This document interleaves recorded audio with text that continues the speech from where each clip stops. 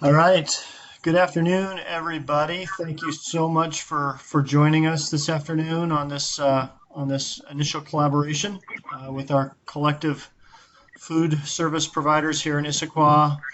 Um, as you're coming on, if you don't mind muting your microphone, that'd be great. So I'm Jeff Watling, Parks and Community Services Director here with the City of Issaquah. We have with us this afternoon, as folks are joining in, 11 agencies and food providers um, joining us together. I think in normal times we make up a very, very important network within Issaquah. That network becomes even more important in times such as this. So thanks for taking the time to join us. Also joining us in the discussion are Mayor Mary Lou Pauly and King County Council Member Kathy Lambert. We'll have a chance to hear from both of them as we kick this off here in a minute or two. We'll also have a chance to hear from all of you and give you a chance to introduce yourself as agencies. But first, I just wanted to do some general housekeeping and some general ground rules for this meeting. Obviously, ideally, we'd all be in the same room having this collaborative discussion, but times such as this, that's not going to happen. So this is a less than ideal format, but I think one that can be quite productive. So as I mentioned earlier, if you could keep your microphone on mute while we're having this collaborative discussion, it'll really, really help with the audio. I hear someone's typewriter typing right now as one example. So just if you could remember to mute when you're not speaking, that'd be great. Also, since we have so many agencies represented, and I'm so glad to see multiple staff from some of those agencies, if you could have one spokesperson per agency, that'd be fantastic. And then as you're speaking throughout this next hour and a half, please remember to give your name and your agency each time you're speaking or providing. That will be very, very helpful as we take minutes and as certainly as folks follow along. If we could also remember to share the floor as best as we can. Not a lot of time, and again, a lot of voices. I think we from the city are all hoping that this is the first of multiple conversations. Let's remember to share the floor.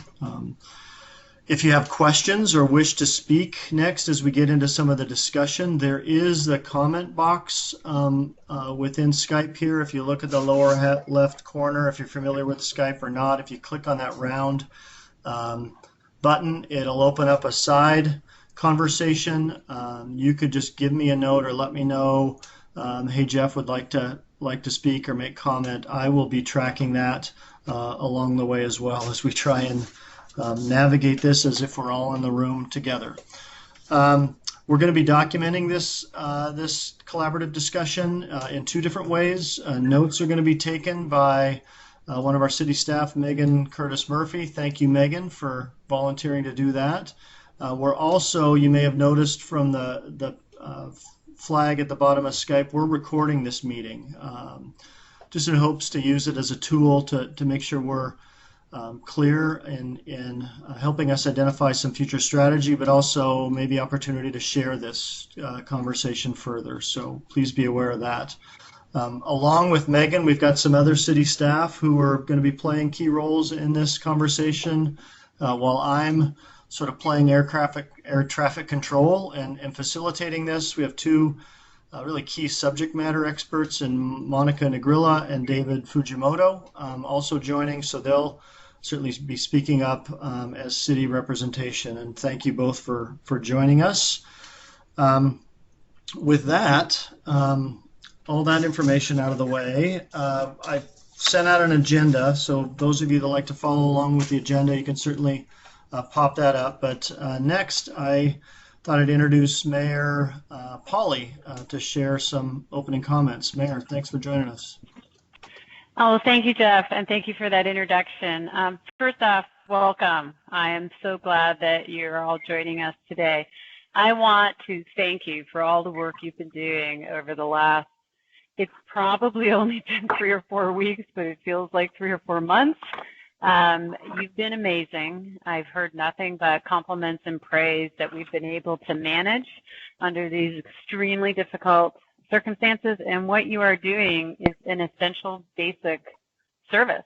The two things that the council and I have talked about most of all is keeping a roof over people's head and keeping food on the table. So this is huge. And thank you for taking the time today. I'm sure you're super busy, but joining us and having this group conversation is really going to be the beginning of how we figure out how to ramp up to meet the community need that we know is going to grow and probably stay at a higher than normal level for a significant period of time. So thank you for coming today. Thank you to Jeff and all the staff you mentioned earlier for organizing, and I really look forward to a great conversation. Back over to you, Jeff. Great. Thanks, Mayor. Also joining us, County Council Member Kathy Lambert. Kathy, thanks so much for being here. Do you want to take a few minutes and share some words? Thank you. It's a pleasure to be here. I don't know if I should turn on my video and scare you all or what, but I like to see people, so I'm going to scare you. Just be aware. I echo what the mayor said, that people are doing an amazing job. And every time I have contact with probably people in your city, they are so gracious about giving me the information I need so that we can collaborate. So thank you very much. I have been on the phone with many different cities today, and I've got to tell you that your city is very well organized, and I attribute that to all the work that you're doing. I'd actually like to wait to the end and hear what you are all saying, and then give more comments, because there's a lot of things happening. More money is coming in and from the federal government, and quite a bit of money came in yesterday for housing. The Small Business Administration. Oh, good. I see another face. Thank you for going live. Your hair looks better than mine, though, by the way. So anyway, the Small Business Administration has a link that I think could be very helpful to people. And that link is for you to get some assistance in how you do things. And there's 68 different offices that will be able to help.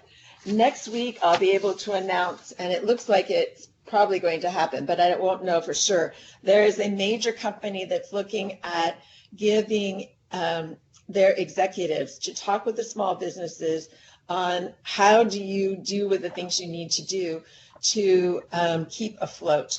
And so as soon as I hear that, I will let your mayor know.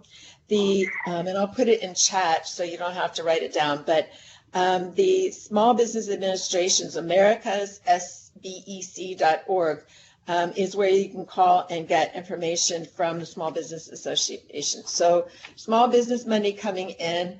I've asked the feds to be more clear about landlords being small businesses, because we have a lot of landlords that are having a lot of problems right now dealing with what's happening to them financially. And so I'm hoping that that will be clarified better in future documents. There is some good news. They don't want the good news out because they're afraid a little bit of good news will tell the people who don't want to do what they're supposed to do that, hey, it's working, so let's stop doing it, which is a little counterproductive. But basically, our work in staying in our homes is having the impact that we want it to have. So you may have heard yesterday that the governor announced that the peak day is likely to be April the 11th. And so the idea that we are going to get there sooner than we thought is a very good thing. So if we all stay home and let this virus pass, I think that will be helpful. The one thing that is not being helpful that I could use your help on is the media. The media is saying things that are not accurate. Mostly says that sensational, telling us that 18 nurses have died in Italy does not help us here. And our hospitals are fine at this point. So I think that as you hear information that's not accurate, helping to say that is not accurate would be very helpful. So that's my beginning thoughts. Awesome. Councilmember Lambert, thank you so much for being here. And thanks. Yeah, I think those additional comments as we get into our sort of second roundtable topic of financial needs could be helpful. So thanks so much for being here. Absolutely, my pleasure. Yeah. Next up, as we move along and get ready for our discussion, Monica Negrilla is going to share a screen with us. We shared a PowerPoint presentation. The intent of this is to really sort of identify what we've heard from you already. You've been so helpful. There's already a lot of collaborative discussion that's occurred, but trying to get a sense of collectively what are we hearing as our current need and where we're at currently, and what do we project we're leaning into in these coming months. So Monica, take it away. Thank you, Jeff. Hello, everyone. Yes, my name is Monica Negrilla. I'm the Human Services Coordinator here with the city. And I had the pleasure to talk and work with all of you and most of you over the last few weeks and really hear firsthand about all the hard work that you put into adjusting to a rapidly changing environment, from creating new processes and procedures to having to deal with a decreased number in volunteers and limited supplies. And all of that. So thank you so much for being here again today and for all the information that you provided us. And I look forward to working with you and continue to working with all of you. So with that, I'm going to move on to slide number 2. For those of you who are on the phone, I sent earlier a packet that included the slide deck if you would like to follow along. Otherwise, I'll try to remember to do a good job in presenting everything that's there if you cannot see.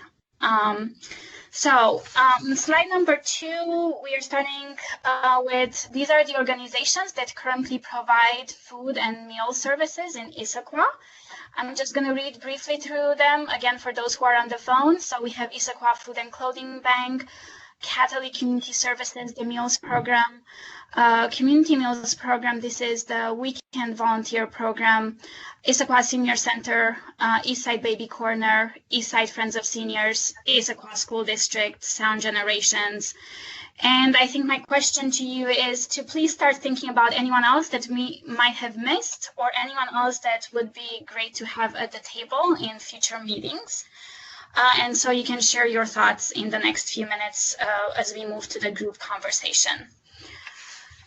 So with that, moving on to slide number 3, providing a brief snapshot of the population currently being served by all of our providers. So we estimate that among all the food and meal service providers, we serve between 350 and 500 Issaquah residents at this time. Although we have exact number of residents from each of you individually, there is no way for us to account for duplicates.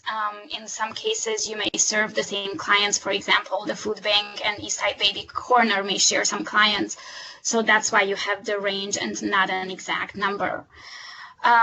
Also, based on information obtained from you, we estimate that approximately 60% of those who receive meal services are low-income families. About 30% of these are seniors, and about less percent are those who experience homelessness. I'm gonna move quickly to slide number 4, where we are trying to provide some information about the Issaquah food security needs. These are some projected trends by groups. So specifically for low-income residents, with recent unemployment numbers and other factors, we expect that a possible doubling or 100% increase in the number of low-income residents needing food supplies in the upcoming months. We are aware that this number might be even higher, and we would certainly want to monitor this closely and just adjust our plans accordingly. For seniors, while we may not see an exponential increase in the number of seniors needing food assistance, what we've seen already, and this will continue to remain stable for a long period of time, is a significant increase anywhere between 40 to 70% of seniors needing modified services, such as home deliveries or in-home care for meal prepares and so forth. For individuals experiencing homelessness, in short term, hopefully we don't expect to see an immediate increase in the number of those experiencing homelessness, and also with the various financial assistance and relief programs, whether that's federal, state, or local moratoriums, rental assistance programs. Our hope is that even in the medium term, the number will not increase exponentially. In Issaquah, so we expect a 10 to 20% increase. However, what we notice already is a significant increase in other related services for this population, such as hygiene, sanitation needs, and clothing or other basic needs. So this is likely, and it puts additional pressure on those of you providing the food and meal services. And so as you're working hard to try to find those supplies for those in need. With that, I'm gonna move on to slide number 5 and just briefly talk a little bit about the agency's specific needs in terms of resources, and then to see how we can start looking ahead and move on to our group conversation.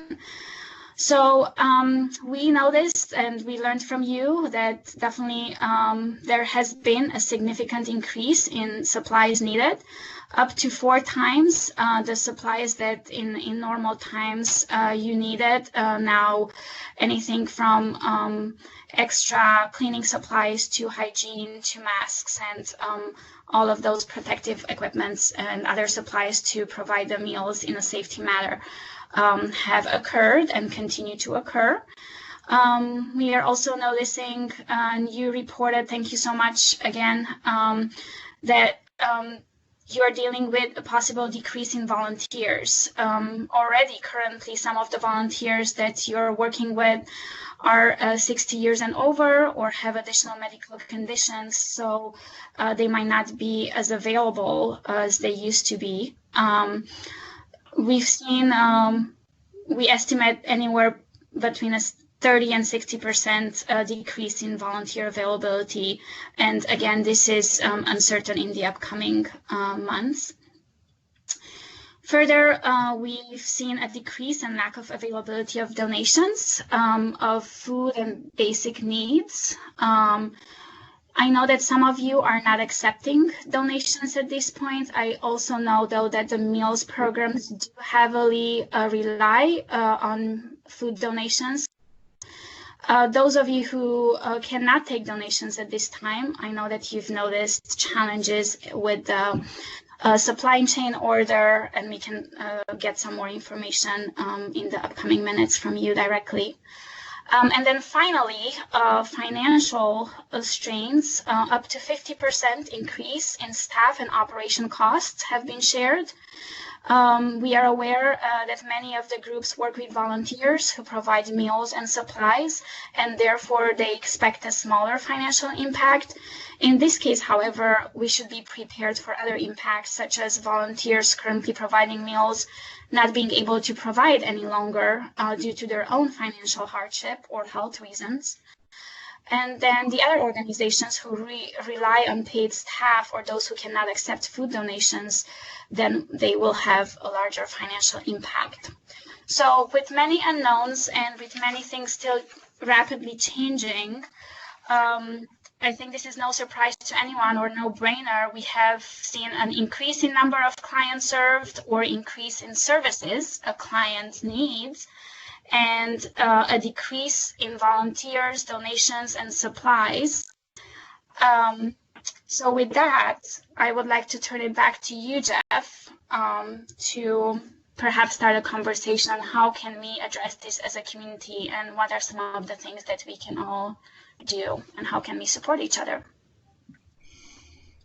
All right, Monica, thank you so much for that. So Yes, now let's turn it over to all of you. I thought for these first two topics, as you see in the PowerPoint, um, we will sort of take the chance and go agency by agency so everyone has a chance to introduce themselves and share some of their thoughts. So really the intention is to really both seek how are you doing and how are you doing as you look at these coming months.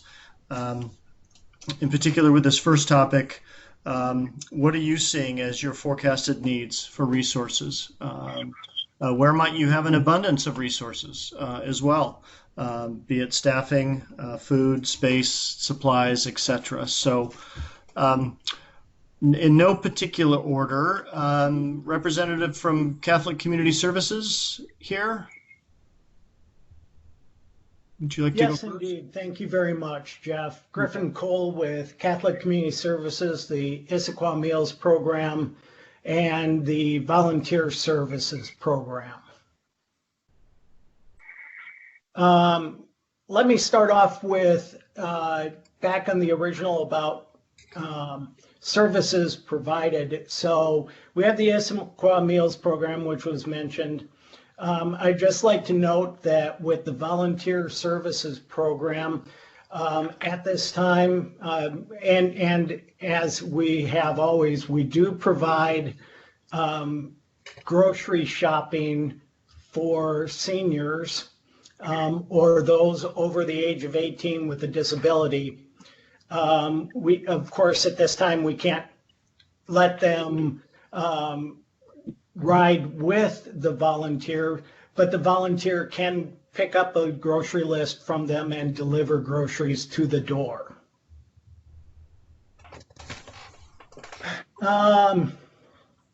So speaking to the Issaquah Meals Program at this time, we are continuing to serve meals. It's as we have gone through the years, as far as guests, it has varied widely. And so it's very difficult to get a feel for what is going to happen in the next 3 to 6 months or so. But I certainly expect us to continue the need for the program for the various guests that we have. I think that in the short term, especially in this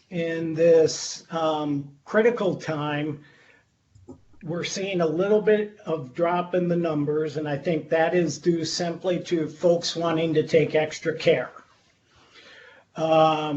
As we continue and perhaps we see the distancing working, I think we would see an increase in the numbers.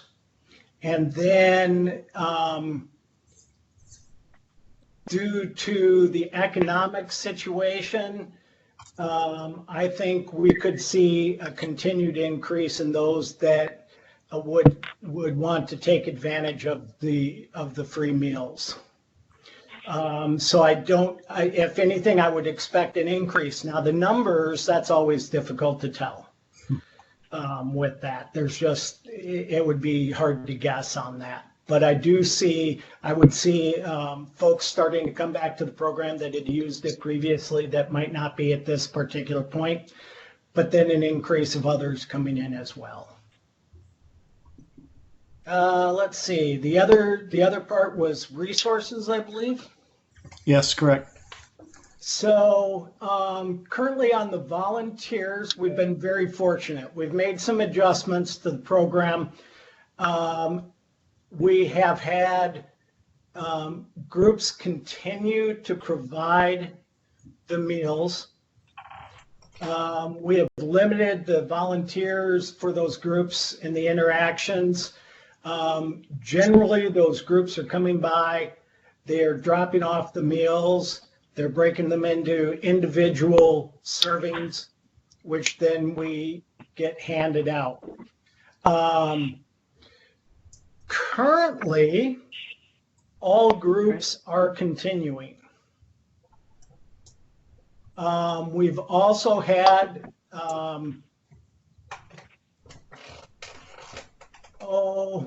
we've had a few restaurants that have also offered to provide meals in addition to the groups going to the restaurants and getting food. And then we also have a partnership with the National Charity League that provides snack bags for the clients to take with them. That comes on a regular basis as well. I think that there would be a definite concern if this situation were to continue further into the summer of concern of groups being able to continue in providing meals.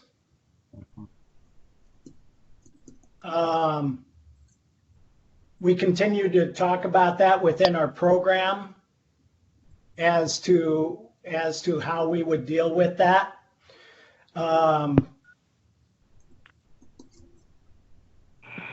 And we can talk more about that as our program continues the discussions on that. Yeah. But I do think, to kind of summarize, I would say definitely we have concern about the groups continuing as we go along with the COVID emergency. B, the increase of numbers means if we see an increase of numbers but fewer volunteers, that's certainly a concern. And then lastly, as far as resources from Catholic Community Services is concerned, usually Issaquah Meals is about 25% of my time and 75% is to the other program. With consistent changes happening and having to deal with those, the interaction with volunteers and making sure that we cover the program as it need be, that is flipped to 75% of my time dealing with Issaquah Meals and 25% with volunteer services. And it's well worth it as we have not missed a meal during this time. Well, thanks for that overview, Griffin. Appreciate that. Next, Issaquah Food Bank. Hi, everyone. Cori Walters here. I guess our forecasted needs are, because we've stopped receiving in-kind contributions, mostly because our system can't really manage it with a limited number of volunteers in the building. We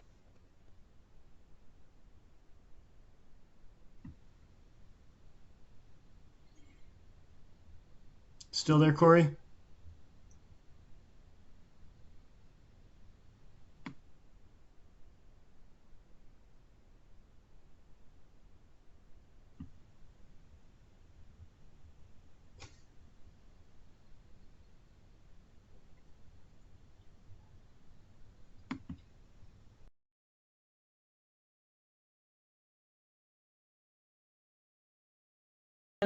purchases of supplies like boxes and gift cards and all the things to fill the gaps that we might not be able to fill with just emergency boxes.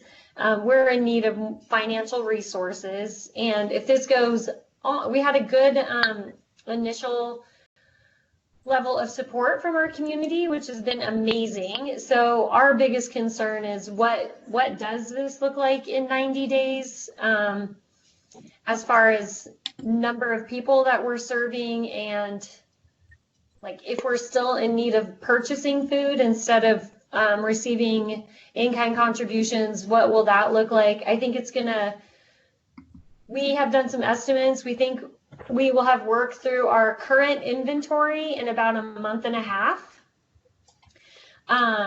So we're good right now, but definitely looking out in the future as our numbers increase. We saw 14% of the people we saw in the last 2 weeks were new clients.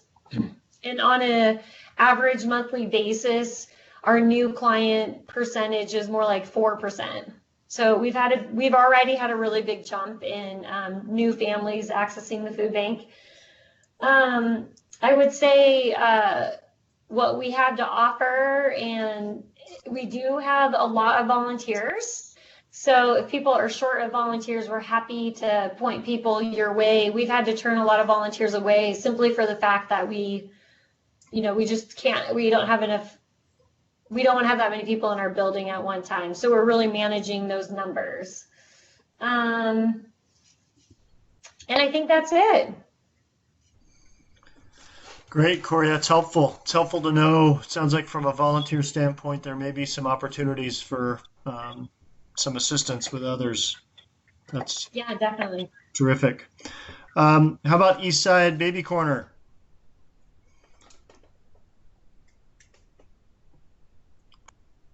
Hi, this is Helen from Eastside Baby Corner. Hi, Helen. Some of the things that we've been seeing, we are still fully servicing all of the partners that have continued to order.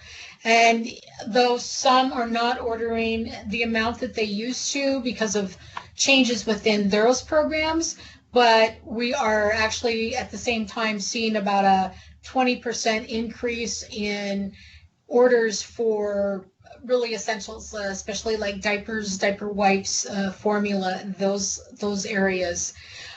We are very much aligned with what Cori said. Of course, we depend on donations too.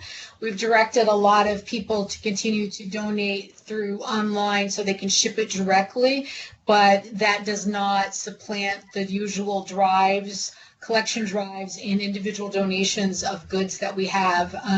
So we are going through our inventory as well and trying to source a sufficient supply of things that are very short supply right now, especially the diapers and wipes. That's been a big challenge for us.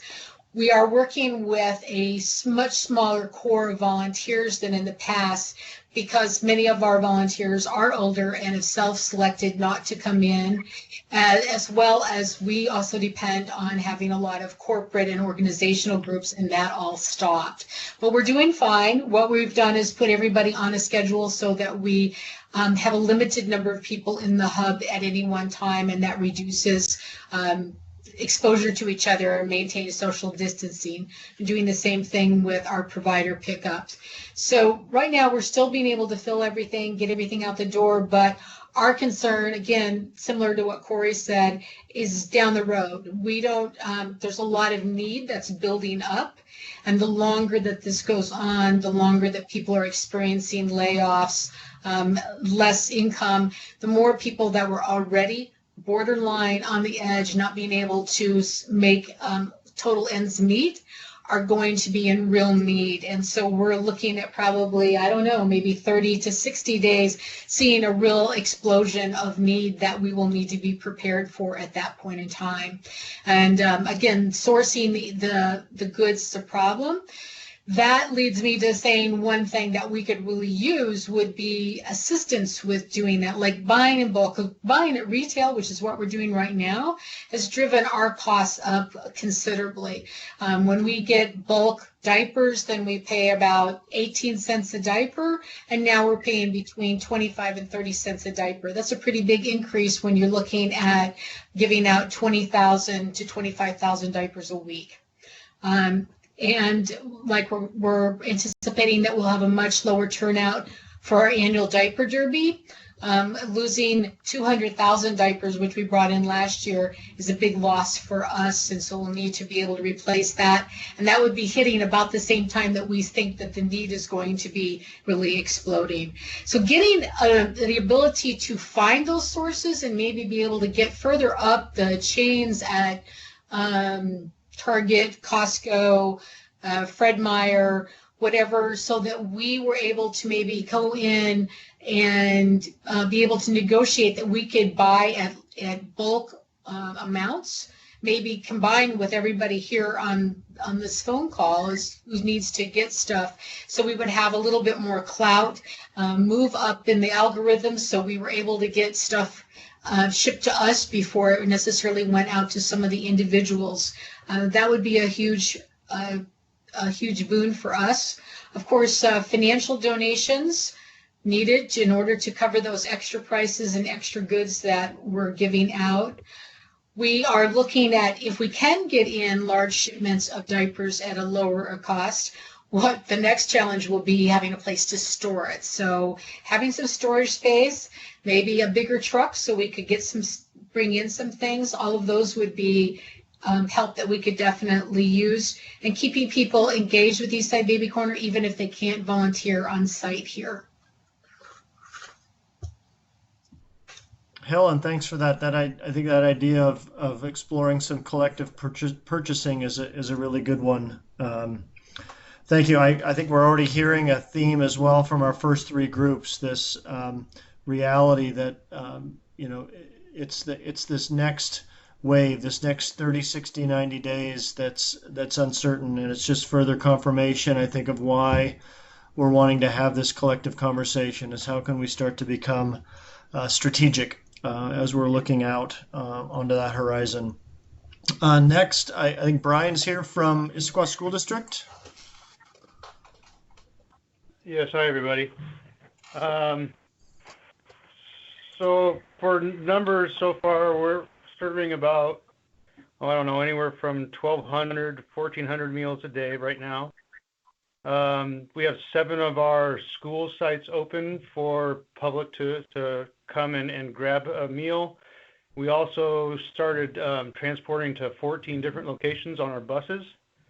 That has proven to be pretty successful.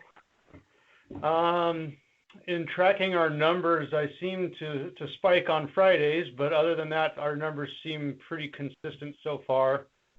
Kind of along the lines of what some other folks have mentioned, that with as this continues to go on for a longer period of time, I would anticipate seeing some increased numbers as well. Resource-wise, so far, I have less than half of my staff available, but we are maintaining our program with our existing food service staff. I haven't had to dip into any volunteers or other bargaining group members in the district, so that's been very nice for us. Food, since we are only running 7 of our sites, I've been able to utilize existing inventory at some of our other locations that are not open. Meanwhile, continuing to order through our normal vendors. So food has not been, as of yet, an issue for us.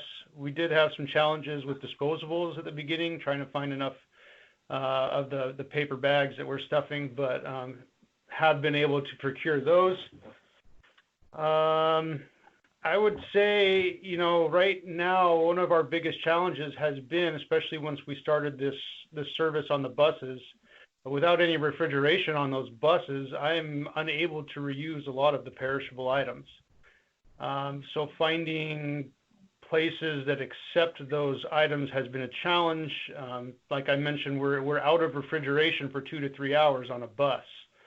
So I'm looking into some sort of a solution that can assist us in reusing some of those, or being able to keep them at a safe temperature for other organizations to perhaps accept as donations from us. That's pretty much what I have for you guys right now. Brian, thanks. That's an intriguing thought. So just to confirm what I'm hearing is, are you saying from a daily there are some perishable items that you're trying to identify some creative ways to address or provide to others? Correct. Yes. So give me 1 second to pull something up. I'll just give you an example for today. I had 75 leftover bags returned on our buses from all 14 sites. So 75 bags today that have a variety of different perishable items that I would love to be able to send somewhere. Yeah, no, that's great to know. Thanks, and thanks for joining us in this conversation. Thank you. Sound Generations in our Meals on Wheels program. Someone here from that group?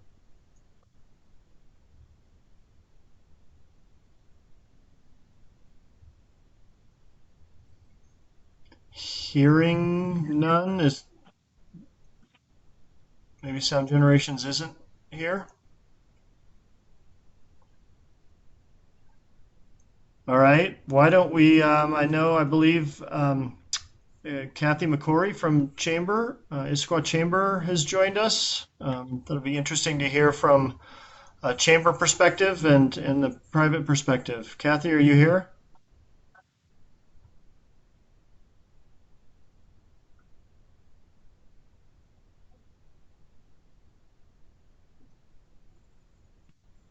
Okay. Jeff, this is Jen from the city. Kathy was going to try to find another board member to attend. I'm not sure if somebody else from the chamber is on.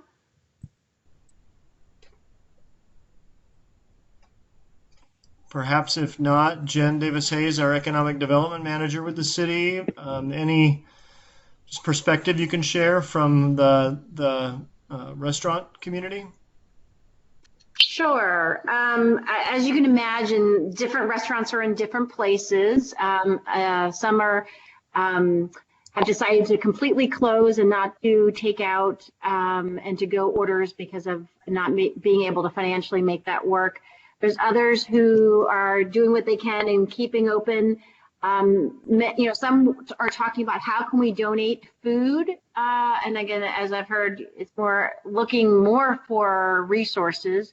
But if there are some connections, right now it's a little challenging to ask restaurants to donate, but the ones that have said they are willing to and want to, it would be great to have a way to help them make those connections to programs that are in need of that. I think there is a great GoFundMe that's working to help support our businesses, restaurants, and healthcare workers for meals. Perhaps there's something along the lines to help other folks as well that we could think about. Mm-hmm. Yeah, it's great. Thanks, Jen. Representatives here from the Community Meals Program that provides the weekend meals at Community Hall.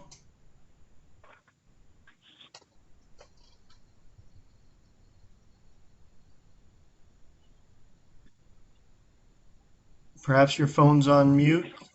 Oh, hello? Can you hear me now? Yes. Yes. Okay. Perfect. Sorry. Oh, no. My name is Marilyn Ottinger, and I am a resident of Issaquah since 1986, and I have been just coordinating the weekend meals at the community hall, which is the same place that the Catholic Community Services Issaquah Meal Program happens. And at the suggestion of a gentleman experiencing homelessness back in 2007, I started inviting groups of people to provide meals on the weekend. So there's no budget here except for the generosity of members of the community. What I have noticed, though, is that, as with many, the volunteers have declined, and there are some that are concerned because they don't think they can continue. So we have been, and we have recently stopped serving meals inside the hall because of the social distancing piece, and have been putting tables out in front and still trying to provide nutritious meals that included something that's hot. The idea that we came up with was perhaps, since the senior center has a beautiful kitchen, some underemployed chefs could be hired to make nutritious meals and to go that could serve not only the senior citizens but to the folks who come for the weekend meals. We also have had for the past dozen years a free lunch on Thursdays. So So our needs are kind of echo what I've heard from a lot of other people, that there's a decline in people who are able to participate, and yet the need is growing for people to have nutritious food. So you've seen an increase, Marilyn, in those weekend numbers in terms of clients? I have seen a decrease in. Oftentimes, we would see some of the population that live in the subsidized housing or just seniors that are alone. We've seen a decrease in that. I've seen an increase, or at least the full complement of the folks that I know that live without housing. Yes, and I know the fact that the library being closed and the senior center being closed and the community center being closed has been an issue for folks who, don't have a place to come inside. Mm-hmm. Yep. So. Well, Marilyn, thank you. Thanks for that, and thanks for joining in on the conversation and this work as we go forward. Eastside Friends of Seniors. Hi, this is Linda. How are you all? Can you hear me? You bet. Loud and clear. Oh, terrific. You never know. So what we're doing is we're still trying to figure out how we're doing everything. So we have shifted our focus to provide some grocery shopping for some of our clients. And so I want to just, at this point, we're good with volunteers. We do have a lot of people offering to volunteer and a lot of people who want to serve seniors. So if there's any programs that are in need of additional volunteers or who need some additional food resources, we have groups that are contacting us asking if they can provide meals or help in some way. Please let me know and I'll connect you. But one of the issues and I was going to connect with Griffin separately, but one of the issues that we have run into is that many of our clients receive SNAP, and we are trying to keep our clients safe at home, and it is not legal for someone else to go to the store and use somebody else's SNAP card, even on their behalf, without going through some hoop jumping with CSHS to become an authorized user. Has anybody got any good ideas about how to approach that?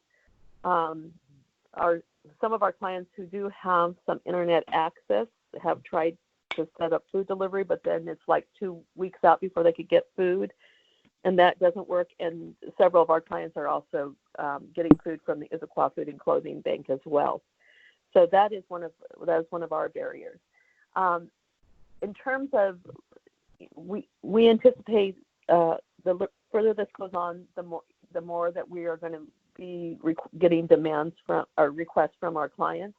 What we have done in the short term is that we have contacted probably 2/3 of the people that we serve or have served in recent times to check in on them and to see what their needs are, and offering them the opportunity to have someone help with access to food and some other things. And so we got a bunch of no's at the beginning, but now we're starting to get an influx of people who are asking for our help.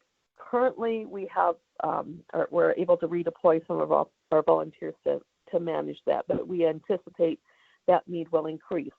We are accepting new clients. We are not advertising they're accepting new clients, but if there is a senior who needs something that we can provide, we have modified our assessment process to be able to do things remotely and have some other things in process. So you may certainly email us to refer somebody.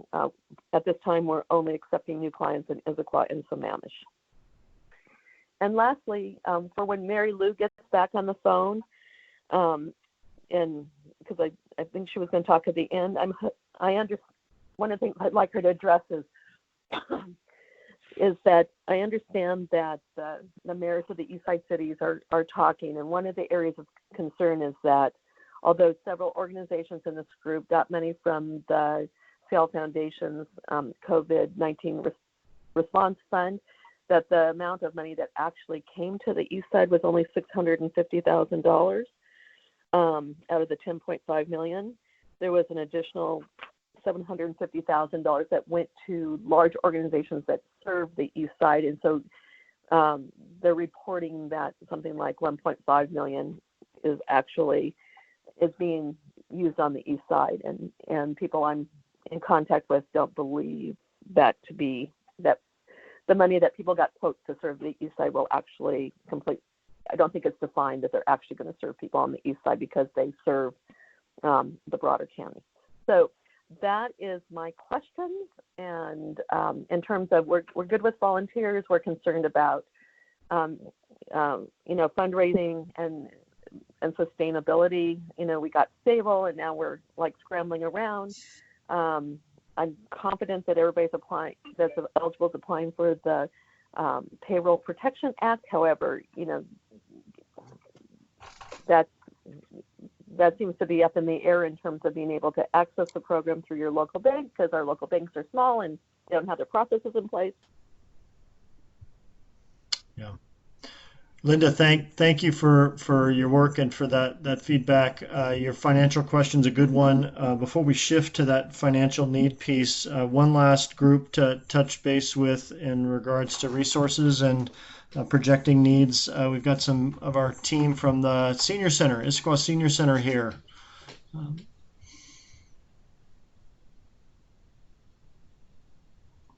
Zack?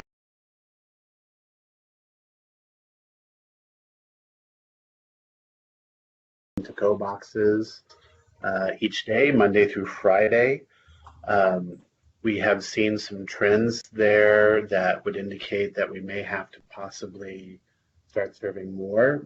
One of those things that has started to happen is we've had seniors picking up meals for other seniors and then starting to bring those back to them. Another thing that has happened recently is we've had some folks from Sammamish reach out to us. They have a senior center that operates, I think, once a week, if I'm not mistaken. Feel free to jump in if I'm wrong. They have also reached out to us about possibly talking to their residents about some of the services that we provide as a senior center. So there's some potential for that offering to increase. Also, in terms of resources, as part of the Parks and Recreation Department, we have a city budget where we draw our resources from and make purchases, and so we will be working closely with the city about the level and scope of which we can provide as time goes on. Mm-hmm. And that's really all I have to say. Appreciate that, Zack. So I think as we're beginning to hear with a number of you, we can shift gears to, I guess, the financial piece. As we, again, are sort of leaning into these coming months, and I think all of our crystal balls are a little murky, other than knowing COVID's not going away right away and clientele is going to increase. Maybe we can do another just quick sort of roundtable if you have some perspective or want to share what you're looking at in terms of additional financial need, that'd be great. I'll kind of go down the list again in a roll call fashion. If you've got no additional comment, you can certainly say as much, but I know this is obviously of high importance for all of us. I believe Councilmember Lambert might have a few comments or some suggestions to share once we go down this roundtable, and the mayor may as well. So we'll start from the top again. Griffin with Catholic Community Services. Yeah, I kind of jumped the gun and had mentioned previously that I think really no additional thoughts at this moment. Jeff, this is Mayor Mary Lou chiming in. I believe both Kathy and I do need to leave the call at 2 o'clock. Okay. And so, like, if it's possible, can you allow Kathy to make her comments on Seattle Foundation?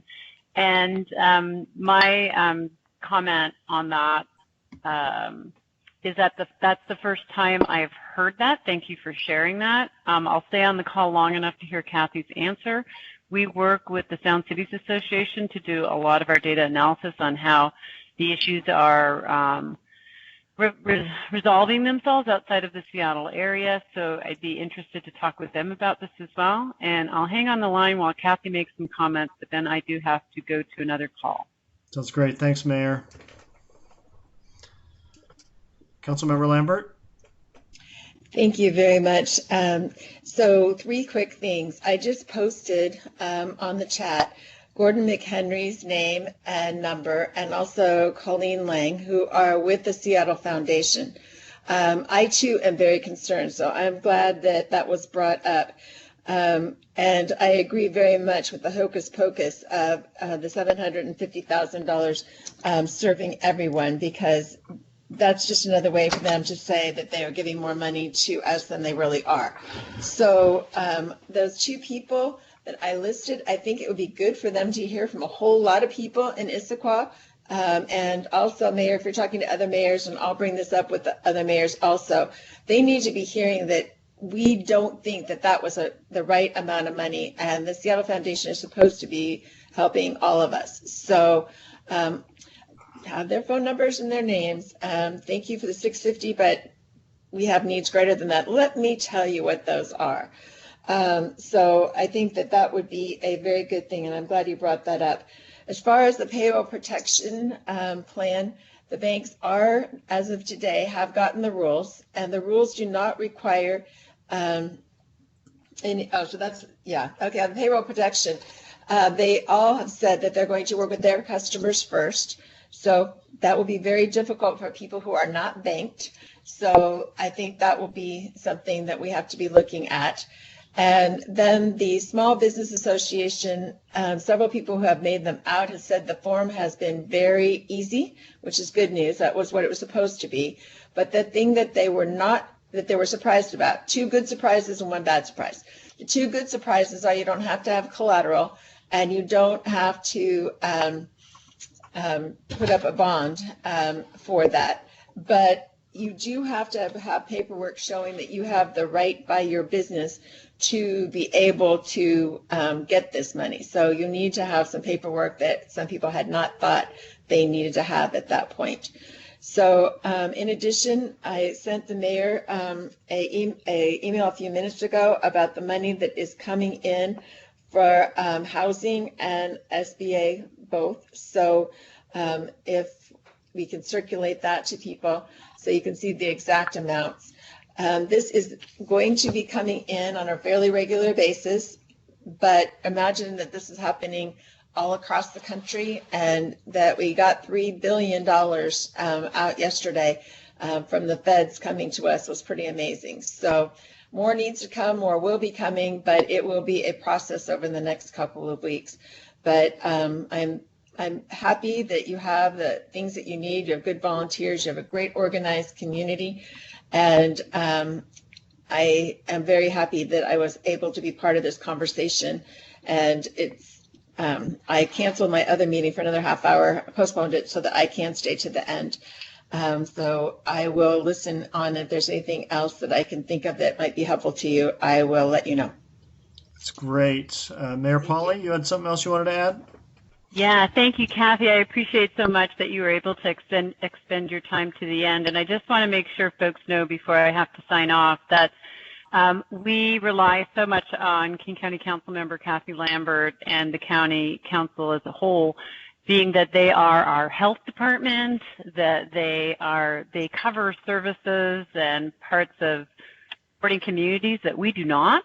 And so the programs that she's talking about, the information that she's sharing, the advocacy that she's doing for our nonprofits and our businesses and everything is just admirable. And I want to thank you for that. I think a lot of folks think that whatever the city of Seattle does is, city of Issaquah might do it too, but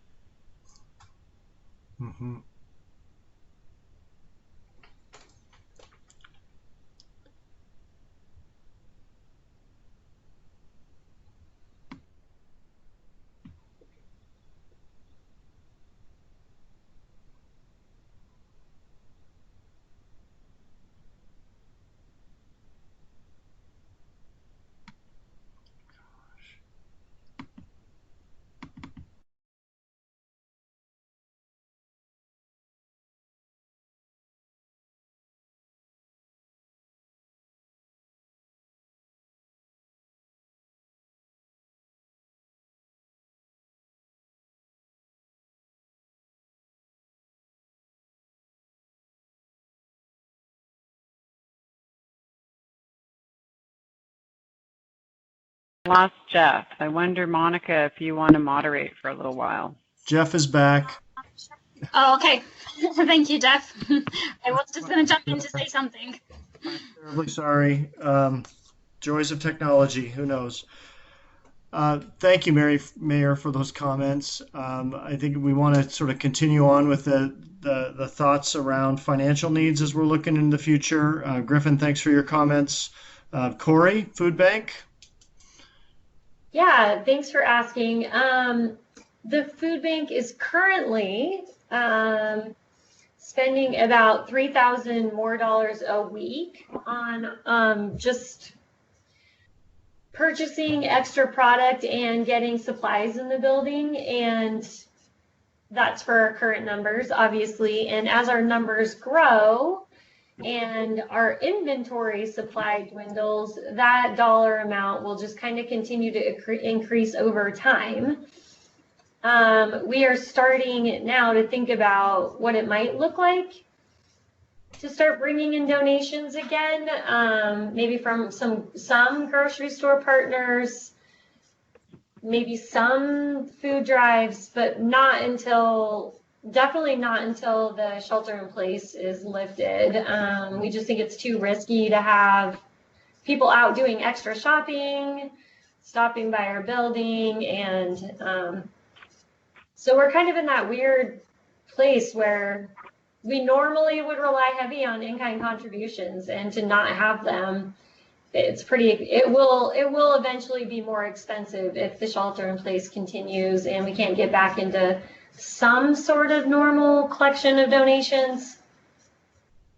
Yeah. Yep. No, we're in this waiting game. Certainly.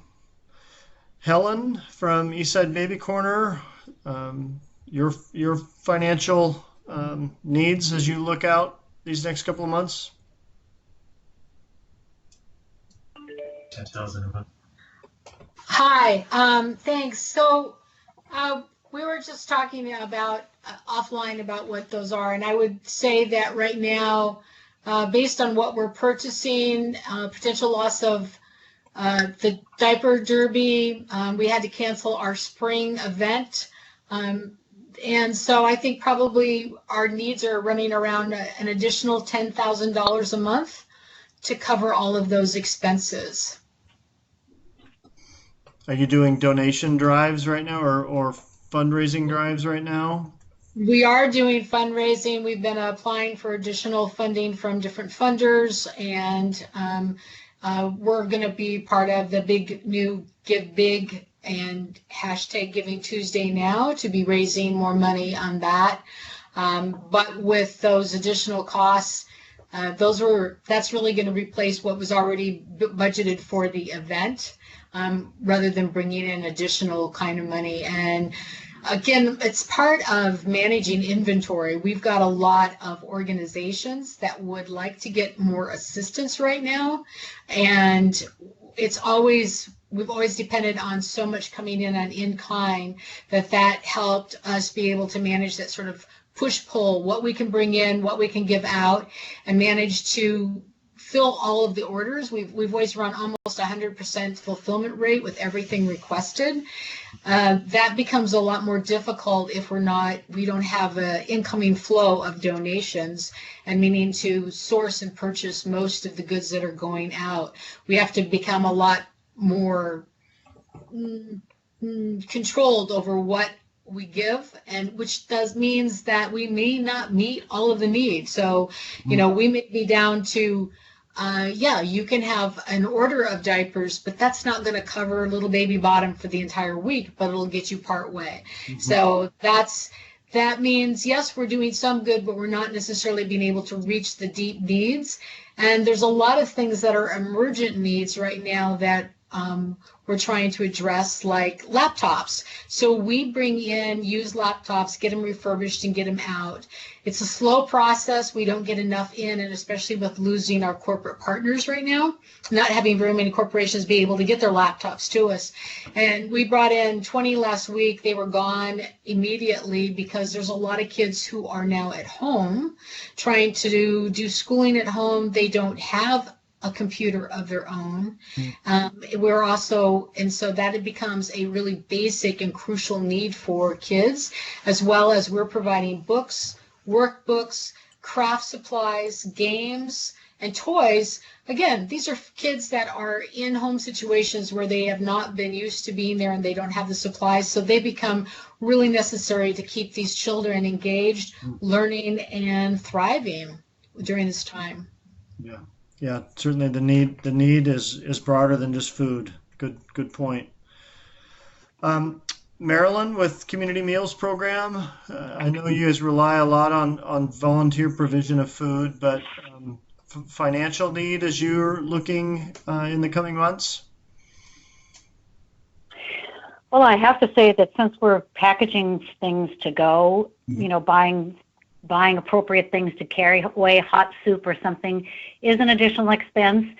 And the other piece is I've been a volunteer at the food bank for a fair amount of time, and oftentimes when they would rescue groceries that they could not use to give out, I was a recipient of them, so I'm missing that piece too.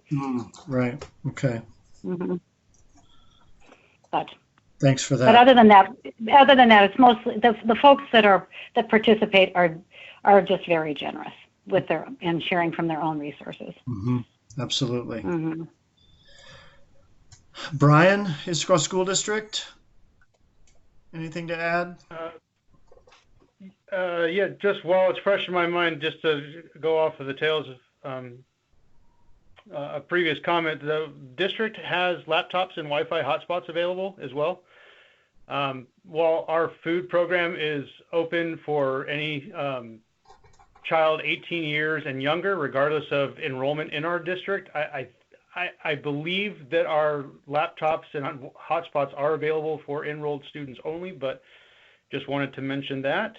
That's great. As far as financial for us, we're running the Summer Food Service Program, which is a USDA program, federally funded. So we do receive reimbursements for the meals served. They continue to allow for additional flexibility and are releasing waivers, it seems almost daily, to enable us to hand meals to parents, for example, without students present, whereas previously we needed to see a student in order to claim that meal. Right. So in addition to those reimbursements that are available to us, I have applied for a few grants that I have seen advertised available to school districts as well. I don't foresee the federal reimbursements or those grants, if approved, to fully sustain us, but it sounds like we're a little different in that sense, that we do have some of those reimbursements available to us. But as with USDA being your primary source for funding these lunches, you're seeing some flexibility from USDA in terms of providing food. Is that what I'm hearing you say? Correct.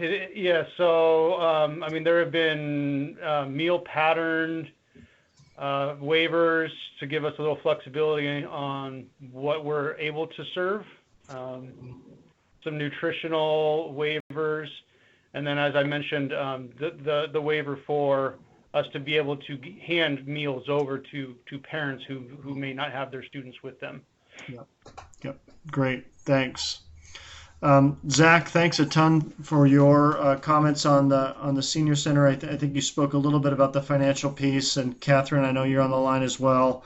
Just to reiterate, from a financial standpoint, we, as the senior center being part of Parks and Recreation and part of the city operation, as we're in the coming weeks, months, looking at our operational budget and revenue impacts, they could be pretty significant. So we will be sort of navigating and looking at how we continue to provide that support, as we're also looking at our own financial horizon and navigating through that. Jen Davis-Hayes, you may have seen the note. She had to leave, but wanted to say thank you. Left her contact information as we're kind of going forward into these conversations about collaborations. I know Jen will be a great source in terms of any private partnerships And I know as well Kathy McCory at the Chamber. Many of you probably already work with Kathy, but they're both available for continued conversations. Linda, with Eastside Friends of Seniors, any perspective on sort of the financial side of things and your needs on the horizon?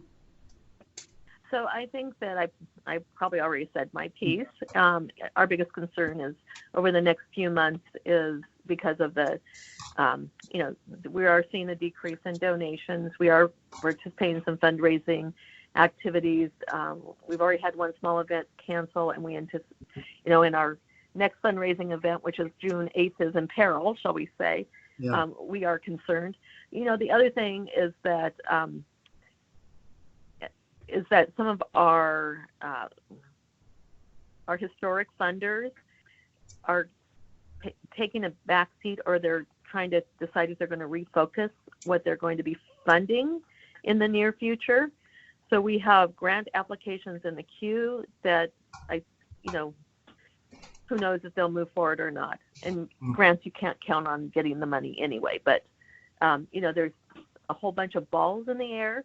And I think that is probably the case for every nonprofit right now, as we're all grasping for straws to make sure that we can continue to meet the needs of the people we serve and the greater good for the greater community. We're all in this together. So thank you.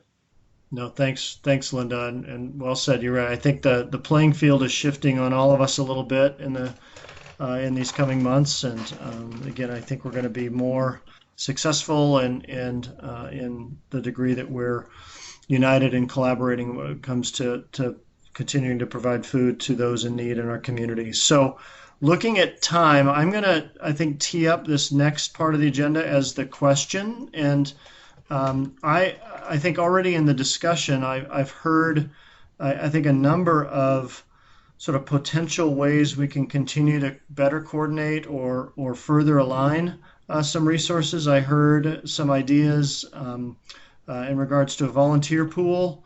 Some of you might have excess in terms of folks who want to volunteer. How might we sort of have a collective pool to lean on? I've heard we have some potential food, some perishable food from the school district that may be an opportunity to be distributed by others.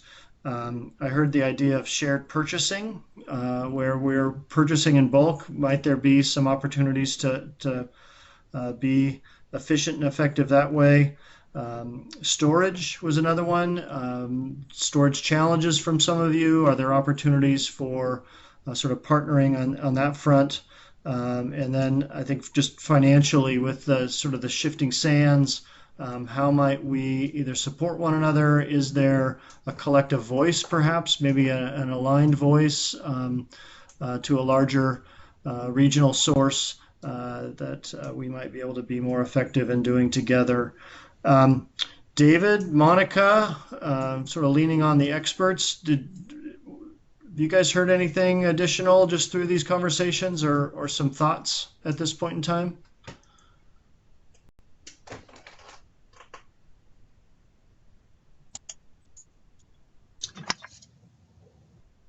David, do you have anything that you would like to share? Oh, thanks, Monica. So this is David Fujimoto with the city. Jeff, I think you covered most of the things I had on my list in terms of kind of the procurement issues and some opportunities in terms of bulk purchasing. There might be something also kind of related to that, which is kind of coordinated asks, whether those be financial or other types of asks.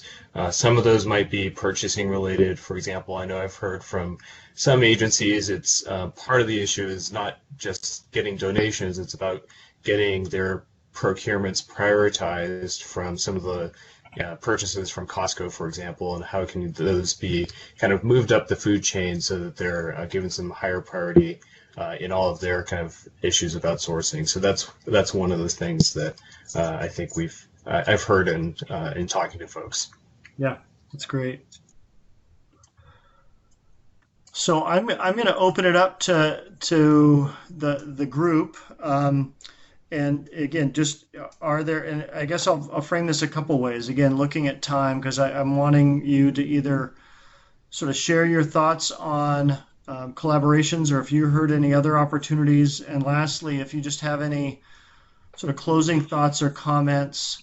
I'm bundling that last question. Was this effective? Is this helpful? We're all so busy. We don't want to be doing this just to do it. But if we feel like this could be effective or helpful in the coming weeks to just get together and have some of these collective conversations, would love your thoughts on that, and maybe what those topics might be, right? Do we want to dive a little deeper into these collaborations or these partnerships? So thoughts, comments?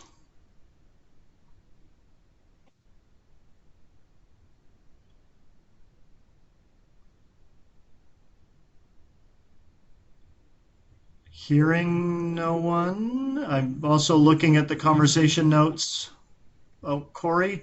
I can chime in. Yep. I can start. I think this was super helpful. I heard a lot of things that I'm gonna follow up on that I don't feel like I need to hash out right now. But for me personally, it was really good to hear from everyone in one place. I've had a lot of side conversations, and I'm hoping that it was good for us to hear, from one agency to another. We haven't had this conversation in quite a few months, so I like that we pulled out this specific group of people to do this. So helpful for me, Jeff. I appreciate it. Okay. I'm going to be contacting everybody after this meeting. That's great. That's great. And hey, if this is a way of just reinforcing those other conversations, that's fantastic. That's fantastic. So thanks for that.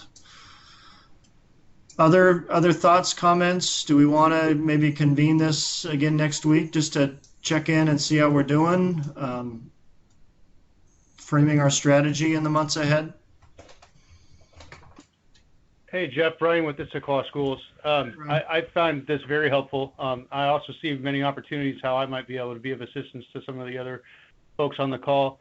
In addition, I was just wondering if, I don't know who would produce it, some sort of a flyer that perhaps I'm able to put in my lunches as I distribute them for some of the other resources available out there with these other organizations that up until this point, might not have been on my radar. That's a great point. Are you thinking resources beyond just food? Just anything that any of these other organizations on the phone are offering. I'm 18 years and younger right now through the food that I'm able to serve. So food available to families, to seniors. I hear baby diapers, etc. Like if I had a one pager or something like that with just contact information, I'm sure there are folks that I'm reaching through our meals that might appreciate some of those additional services. It's a great idea, sort of just a resource referral page. Monica, I don't know if something like that exists, or we could pull something like that together.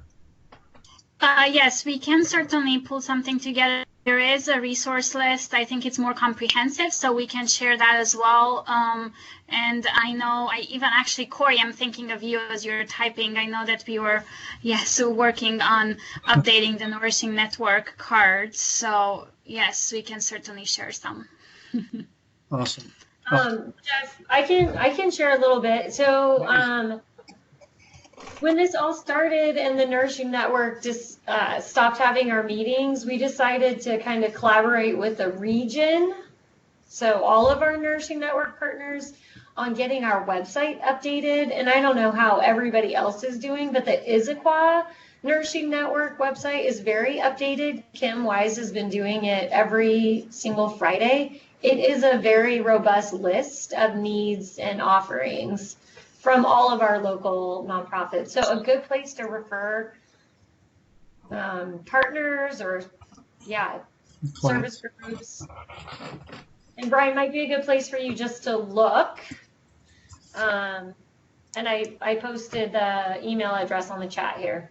Yeah, nourishingnetwork.org. Yep, great. Thanks, Cori. All right, so last opportunity for just any closing thoughts, comments. Hi, this is Helen from Eastside Baby Corner. I just wanted to thank you for this opportunity. It was really great to hear what other people in the community are doing and some of the challenges and some of the really great things that are happening.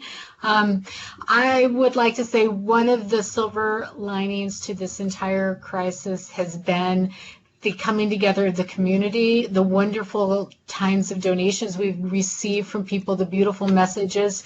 It's very heartening to see how much everyone cares, from their neighborhoods to the city to the county. I really, really appreciate it. Thank you.